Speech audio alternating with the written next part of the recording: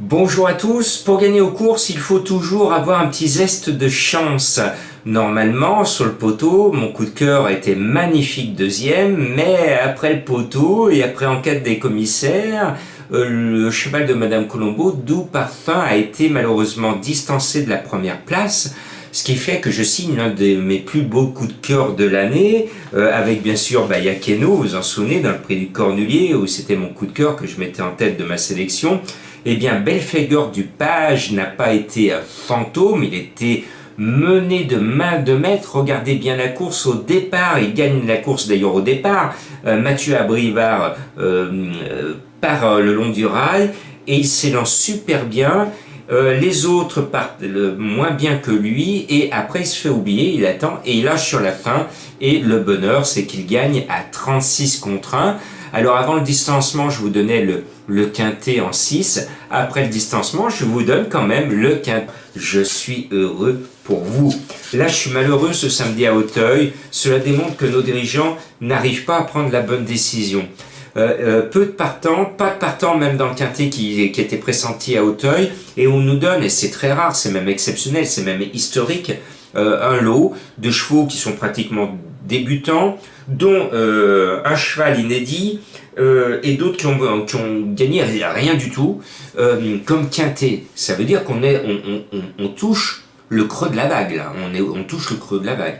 Moi, je voudrais dire simplement aux dirigeants qu'il y avait des courses fournies en partant chez nous, à Vichy, dans notre belle région, et que ces courses dotées de partants auraient pu faire un quintet normal, mais que surtout, on n'a pas eu le courage de rêver de passionner la planète entière, et on aurait pu mettre le derby d'Epsom qui se dispute ce samedi en quintet. Alors vous allez me dire, il n'y a que 12 partants dans le derby d'Epsom, mais à la veille du prix du Jockey Club, ça aurait été génial.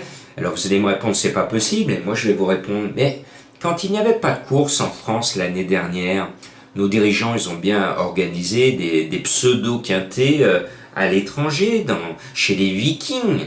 Donc techniquement, c'est possible. Donc on aurait pu vivre un week-end hyper classique avec quintet sur le derby d'Epsom et quintet sur le Jockey Club. On aurait touché au sublime, on écrivait l'histoire des courses, on allait passionner tous les turfistes de la planète le samedi et le dimanche sur les meilleurs chevaux d'Europe. Eh bien, encore une fois, les Français ont raté le coche. Bon, alors on y va parce que vous voulez ma sélection. Alors plouf, on va essayer de trouver chez ces débutants les meilleurs chevaux. Alors j'ai sorti ma boule de cristal, j'ai demandé à Madame Irma, et dans sa boule, elle m'a dit Jean-Marc, il y a un cheval qui est au-dessus du lot. Elle a des lettres de noblesse à te présenter, c'est Baronne du Berlay, le numéro 10, elle m'a dit, je la vois gagner.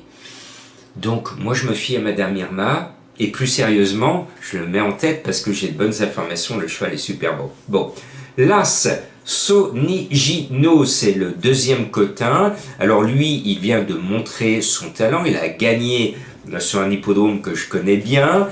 Il en supporte la surcharge au poids, 71 kg, mais je pense que c'est un poulain en devenir qui devrait pouvoir porter son plomb jusqu'au poteau.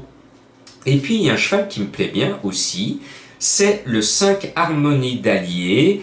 Le cheval fait une rentrée, mais il est au top du top à l'entraînement, et je pense que ce petit cheval devrait nous faire plaisir. Bon, la cote ne sera pas de 36 contre 1, hein. Je ne peux pas vous donner du 36 contre 1 tous les jours. Bon, le 12, Fleur Verte, c'est le cheval de Madame Colombo. Madame Colombo, alors là, elle galope sur l'eau, elle trotte sur l'eau, elle vous a donné un tocard mercredi, un autre tocard jeudi, et puis là c'était plus un favori, mais son Doux Parfum a gagné. Eh bien, on reste dans ces bonnes odeurs d'oseille avec le 12 Fleur Verte.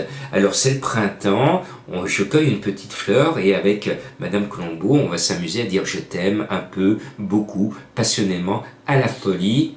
Et je m'arrête toujours là parce que j'aime pas du tout. Voilà.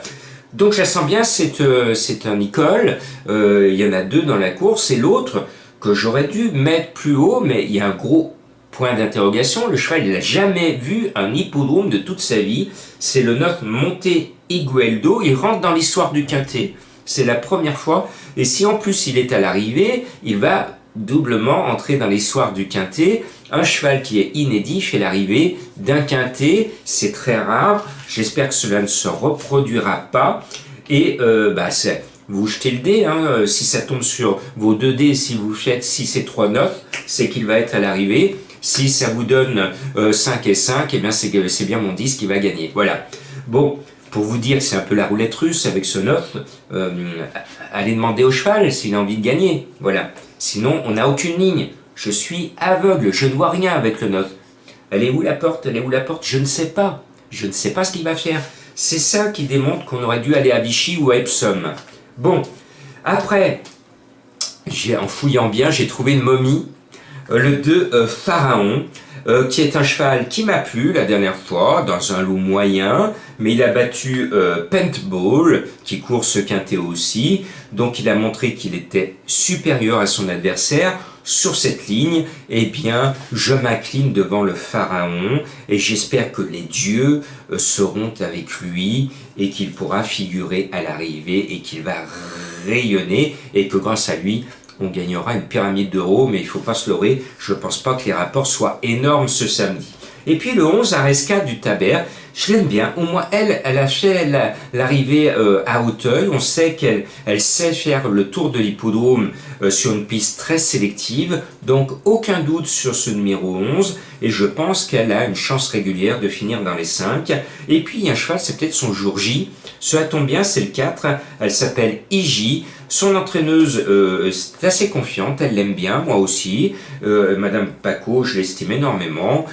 Elle entraîne super bien les chevaux d'obstacles et elle mérite de voir Iji courir son 10 dais et se retrouver comme à sa bonne habitude. C'est une poule leader, elle adore finir deuxième. Que demande le peuple? Voilà, bonne chance, bon week-end classique avec plus de passion ce dimanche.